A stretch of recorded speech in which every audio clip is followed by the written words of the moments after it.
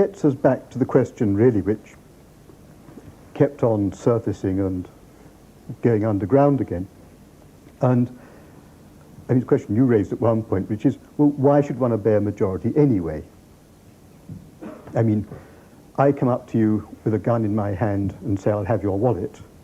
You, not unnaturally, refuse. I then go and get a young man from the back and say, come on. He and I turn up, and I say, we've just voted 2-1 that we'll have your wallet.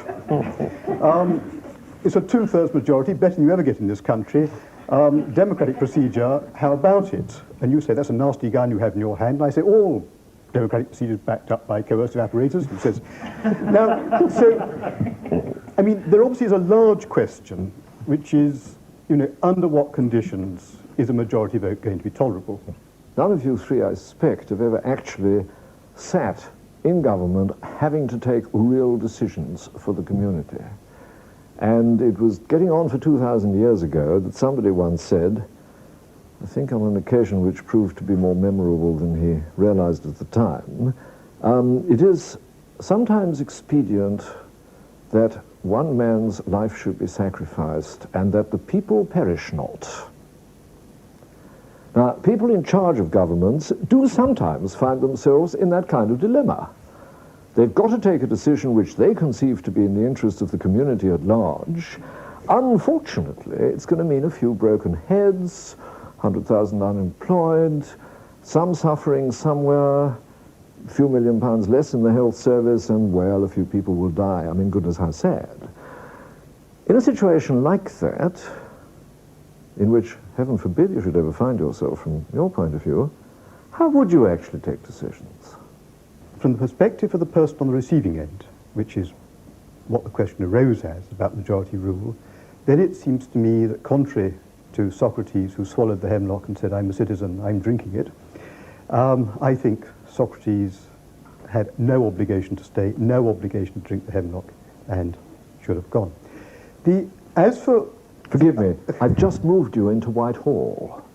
You are sitting at a desk, right, and some papers are passing across it, and you have to take a decision, which, if you take it one way, is going to be demonstrably in the interests of the majority, most people, and so on, but at an irreducible cost in human suffering to a small number of people. You have to distinguish. Forgive me, I'm afraid there isn't time to quote Socrates. Which way do you jump, apart from out of the window?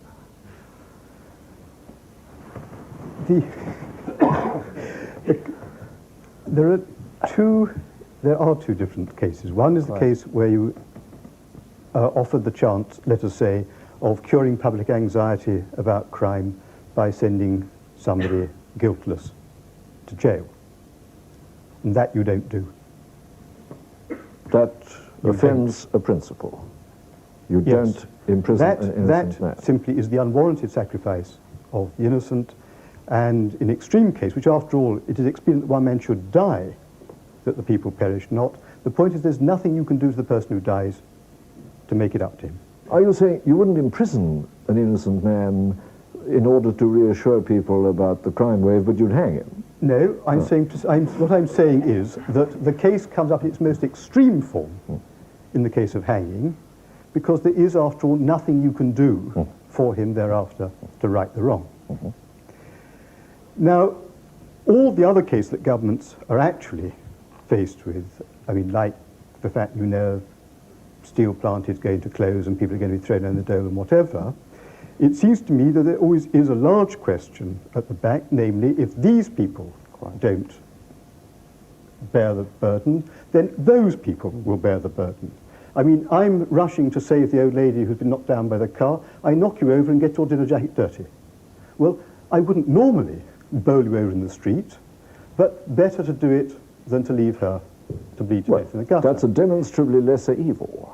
That's right. Now, how do you deal with a situation where out of the 55 million people here, 50 million are marginally better off, and 500,000 are a hell of a lot worse off? You don't do it. You don't do it. You don't do it.